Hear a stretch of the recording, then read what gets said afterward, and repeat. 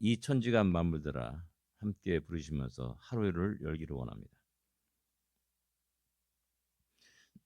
이 천지간 만물들아 복저시는 주 여호와 전능성부 성자 성령 찬송하고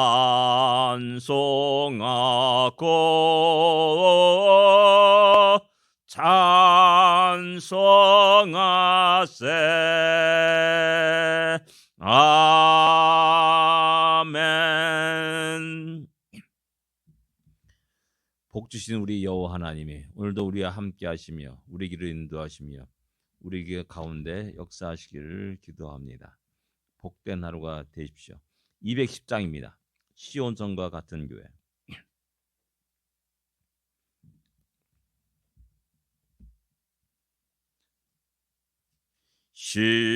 시온성과 같은 교회 그의 영광 한없다. 허락하신 말씀대로 저같이 니 세웠다. 반석 위에 세운 교회 흔들 자가 누구랴. 모든 원수에 워싸도 아무 근심없도다. 생명샘이 솟아나와 모든 성도 마시니 언제든지 흘러넘쳐 누적함이 없도다. 이런 물이 흘러가니 목마를 자 누구랴. 저의 은혜 풍족하여 넘치고도 넘친다. 주의 은혜 내가 받아 시온 백성 되는 때 세상 사람 비방해도 저를 찬송하리라. 세상 어때 모든 영광 아침 안개 같으나 저의 자녀 받을 복은 영원 무궁하도다.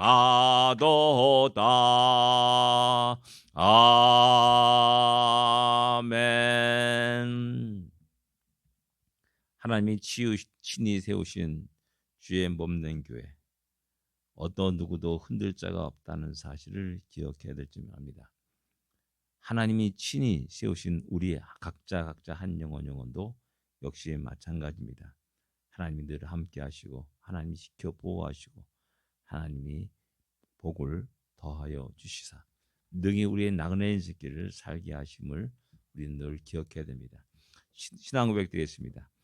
전능하사 천지를 만드신 하나님 아버지를 내가 믿사오며 그 외아들 우주 예수 그리스도를 믿사오니 이는 성령으로 잉태하사 동정녀 마리아에게 나시고 본디오 빌라도에게 고난을 받으사 십자가에 못 박혀 죽으시고 장사한 지 사흘 만에 죽은 자 가운데서 다시 살아나시며 하늘에 오르사 전능하신 하나님 우편에 앉아 계시다가 저리로서 산자와 죽은 자의 심판하러 오시리라. 성령을 믿사오며 거룩한 공예와 성도가 서로 교통하는 것과 죄를 사하여 주는 것과 몸이 다시 사는 것과 영원히 사는 것을 믿사옵나이다. 아멘. 하나님의 말씀 사도행전 4장입니다. 32절부터 마지막 37절까지 같이 읽겠습니다. 4장 32절부터 37절까지의 말씀입니다. 같이 읽겠습니다. 믿는 무리가 한 마음과 한 뜻이 되어 모든 물건을 서로 통용하고 자기의 재물을 조금이라도 자기 것으로 하는 이가 하나도 없더라. 사도들이 큰 권능으로 주 예수의 부활을 증언하니 무리가 큰 은혜를 받아 그 중에 가난한 사람이 없으니 이는 밭과 집이 있는 자는 팔아 그 판 것의 값을 가져다가 사도들의 발 앞에 두매 그들이 각 사람의 필요를 따라 나누어 줌이라. 구브로에서 난 레이족 사람이 있으니 이름은 요셉이라. 사도들이 일컬어 바나바라 번역하면 위로의 아들이라 하니 그가 밭이 있음에 팔아 그 값을 가지고 사도들의 발 앞에 두니라. 아멘. 초대교회의 가장 이상적인 어떤 교회의 모습, 그런 모습을 우리에게 소개하고 있습니다. 이것은 2장에서도 오순절 성령 강림 역사 속에서 3천 명이 회개하고 또 그 속에서 그들의 신앙의 공동체를 이루면서 또한 그 모습을 또 2장 43절부터 47절까지 이렇게 기록하고 있습니다. 아름다운 모습입니다. 이 땅의 교회가 이러한 모습 속에서 살아간다면 얼마나 좋겠습니까? 그 초대교회의 모습을 한번 우리가 살펴보기를 원합니다. 믿는 무리가 한 마음과 한 뜻이 되었다라고 말하고 있습니다. 한 마음과 한 뜻이 되었다. 중요한 것은 뭐냐면 어디를 향한 마음이냐, 어디를 향한 한 뜻이냐라는 겁니다. 은혜를 받았습니다. 메시아의 그 놀라운 구원의 역사를 갖다가 또한 들었고 경험하고 맛봤습니다. 또한 사도들이 행하는 그런 놀라운 큰 기적과 이적의 모습을 그들은 보았습니다. 그래서 하나님께 영광을 돌리는 겁니다. 다시 한번 이들이 온전히 하나님을 향하여서 한 마음이 되었다라는 겁니다. 하나님의 뜻과 계획에 한 마음이 되었다라는 겁니다. 우리는 살아가면서 세상 일에 너무나 많은 분주함을 갖고 있습니다. 그 다음에 세상적인 야망을 가지고 살아갈 때가 많이 있습니다. 성공하기를 원하고 더 많은 돈을 가지고 부유함을 누리면서 살기를 원합니다. 그런 것이 아니라 이 땅에 주님의 나라가 임하기를, 이 땅에 하나님 뜻이 선포되기를, 복음의 증거되기를, 수많은 영혼들이 주 앞에 돌아오기를 위해서 한 마음과 한 뜻이 되었다라는 것입니다. 이로에 또한 모든 물건을 서로 통용했다라는 겁니다. 자동차, 이게 내 것이 아니라 함께 그 공동체가 함께 공동체의 뜻을 위해서, 하나의 뜻을 위해서, 하나님의 계획을 위해서, 하나님 나라를 위해서 다 사용한다는 것을 말씀하고 있습니다. 어쩌면 그 물건 가운데 자기의 재능이 있을 수 있고요, 자기의 시간이 있을 수 있습니다. 그런 모든 것들을 갖다가 함께 서로 통용하고 사용했다라는 사실입니다. 자기 재물을 조금도 자기 것으로 하는 이가 하나도 없었더라. 근데 문제는 뭐냐? 인간의 연약함이 있지 않습니까? 하나도 없더라라고 말을 하는데 거기 한 사람이라도 내 것이다라고 주장하면서 나간다면 그 공동체는 무너지게 됩니다. 그건 뭐냐면 초대교회의 모습은 완전히 성령의 지배와 통제 아래서 그 모든 것들이 일어났다는 사실을 우리는 알 수가 있습니다. 자기 것을 자기 것으로 하지 않는다. 누구 겁니까? 그러면 우리 하나님 겁니다. 내가 가진 모든 것들이 하나님께서 왔습니다. 하나님의 은혜였습니다. 지금 우리가 살아가고 있는 생명을 호흡하고 있는 그런 모든 것도 역시 마찬가지로 하나님의 은혜입니다. 어떤 사람은 걸어가다가 갑자기 푹 쓰러져가지고 생을 달리하는 사람도 있고요. 어떤 사람은 허무하게 그냥 위에서 떨어진 돌에 맞아서 그냥 사라진 그런 생을 잃어버리는 그런 사람도 있습니다. 내 것이 아닌 겁니다. 사실 이렇게 보면 내가 주장할 수 있는 것이 하나도 없습니다. 가만히 살펴보면 다시 한번 돌아보면 모든 것이 하나님 은혜였고 하나님 나를 위해서 주신 하나님의 선물이라는 사실을 깨닫게 되는 겁니다. 그렇다면 이런 모든 것들은 주님의 영광을 위해서 사용되어질 것이고 주님의 영광을 드러내는 것, 도구가 되어야 된다라는 사실입니다. 그걸 알기에 주여 이 모든 것은 당신의 것입니다. 당신의 뜻이라 한다면 당신의 나라를 위해서 당신의 영광을 위해서 이 모든 것들이 사용되기를 원합니다. 나는 그런 마음으로 그들 모두가 다 살아갔다는 겁니다. 이것이 초대교회의 모습이었습니다. 이것이 바로 오늘날 우리 교회의 모습이 되어야 되는 겁니다. 이런 마음으로 완전할 수 없지만 이런 것을 추구하면서 또한 그런 방향으로 우리 교회가 든든히 세워져야 됩니다. 근데 자꾸만 우리는 세상적인 모습으로 교회가 변화되고 변절돼가는 모습을 보면서 참으로 안타까운 마음 금할 길이 없다라는 겁니다. 그리고 33절에 보면 사도들이 큰 권능으로 주의 예수의 부활을 증언했다라고 이렇게 말씀하고 있습니다. 초대교회는 주님의 부활 그 사실이 너무나 명확한 그 진리가 명확한 교회라고 할 수가 있습니다. 사도들이 증언하였고 거기에 큰 권능이 함께 하였다라는 사실입니다. 그 뭐냐 성령의 역사가 있는 교회라고 말할 수가 있습니다. 안전병이가 일어납니다. 또한 병든 자가 나았습니다. 중풍자가 일어납니다. 죽은 자가 다시 살아나는 놀라운 역사도 초대교회에 있었음을 우리는 잘 알고 있습니다. 그러한 놀라운 역사 속에서 부활이 주님의 부활이 증언됐다라는 겁니다. 그 사실은 무엇입니까? 그분이 바로 우리의 메시아다라는 사실을 이야기하는 겁니다. 우리의 그리스도시요 우리의 메시아라. 우리 하나님이 그렇게 선지자를 통해서 수많은 역사 속에서 예언되어진 바로 그 선지자라는 사실을 갖다가 분명히 이야기하고 또한 가르쳤고 또한 교회의 모든 성도들은 그 사실을 고백하고 또한 그 사실 앞에서 우리가 힘있게 주님의 부활을 증거하였고 예수 그분은 바로 우리의 메시아였다는 사실을 갖다가 증언하였다는 사실을 우리는 알 수가 있습니다. 우리가 큰 은혜를 받았다라고 말하고 있습니다. 그리고 또한 34절에 그 중에 가난한 자가 하나도 없었다. 가난한 자가 없었다. 왜냐하면 밭과 집이 있는 자가 그를 팔아서 그 판값을 사도들에게 갖다 줍니다. 그 다음에 사도들은 각 사람의 필요에 따라서 나누어 줬다라고 이렇게 35절에 말씀합니다. 나눔의 교회입니다. 교회가 풍성해지면 뭐 각자 집과 밭을 팔아서 갖다 줬으니까 얼마나 많이 풍요를 얻겠습니까?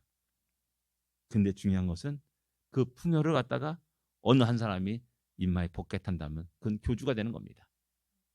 수많은 이방, 이단, 교주들이 그렇게 이런 일들을 자행했습니다. 야 가져와. 집을 팔아. 땅을 팔아. 가져와. 하는 게 헌금해. 그리고 나서 그 모든 것들을 내 주머니에 집어넣었던 겁니다. 자기 부귀 영화를 위해서 성도들을 이용한 겁니다. 그런데 사도들은 그것을 나눠줬습니다. 필요에 따라서 나눠줬습니다. 그건 뭐냐면 교회는 나눔의 장소가 되어야 됩니다. 하나의 은혜를 나누는 장소가 되어야 되고 또한 필요한 자를 도울 수 있는 내 재능과 열정을 나눌 수 있는 장소가 되어야 되고 그런 공동체가 되어야 되는 겁니다. 하나님 부자로 살게 하신 이유가 있습니다. 그것은 나누라고 하는 겁니다. 신앙의 아름다운 공동체 안에 함께 나누라는 겁니다. 늘 가난한 자가 없는가 살펴보라는 겁니다. 우리의 공동체 안에서 그런 나눔의 역사가 풍성히 일어나야 되고 또한 일어나기를 기도합니다. 그런 아름다운 신앙의 공동체 교회가 이 땅에 많이 세워져야 될 것이고 그리고 또한 그들이 부흥하는 놀라운 역사가 일어나야 됩니다. 그 다음에 36절에 보면 구브로에서 난 어떤 한 사람을 이야기합니다.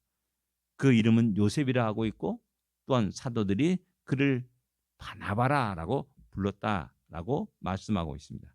바나바의 본명은 요셉입니다.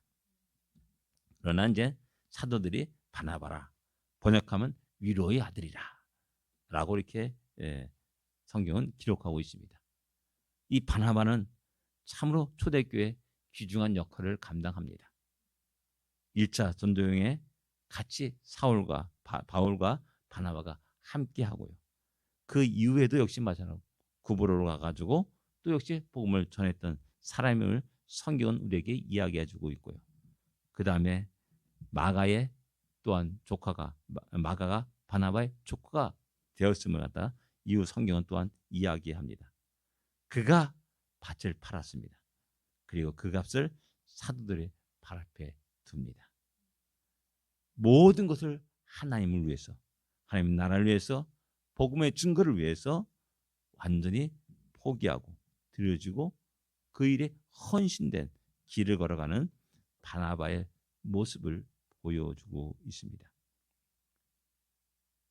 우리는 살아가면서 하나님이 이 모든 것을 아시고 채워주신다는 그 사실을 깜빡 잊어버리기에 자꾸만 내 것을 가지고 내 것으로 주장하고 내 주머니에 자꾸만 집어넣으려고 하는 경향들이 있습니다. 근데 성경은 주어라, 베풀어라, 그럼 내가 채워주리라 라고 하나님은 말씀하는 겁니다.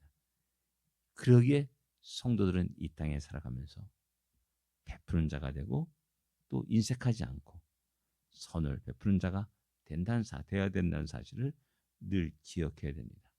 이 모든 것들이 하나님 나라와 그의 영광을 위해서 사용되기를 원합니다.